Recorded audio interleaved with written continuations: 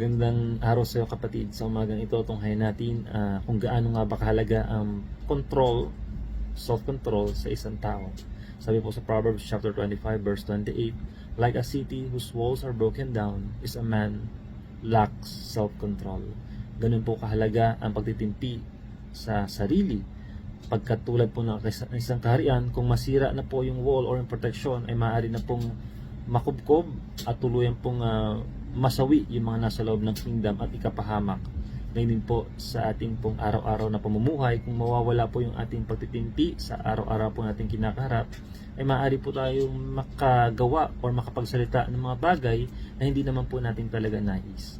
Kaya mga kasama, kapatid, napakahalaga po ng pagtitimpi sa araw-araw po na ating pagharap sa hamon ng buhay. Tayo po ay manalangin. Ama namin Diyos, salamat po sa araw na ito at kami po ay napalalahanan mo kung gaano po kahalaga ang pagtitimpi at pagpipigil sa aming mga sarili. Kung kami po Lord God ay naiinis, kung kami po Panginoon Lord God ay nagagalit, kami po muna Panginoon ay magpahinga or mag-pause sandali at tumawag sa iyo para po sa wisdom at sa iyong guidance sa araw na iyon. Ama, sa iyo pong papuri, pasasalamat at pagsamba. In Jesus' mighty name we pray. Amen. Amen.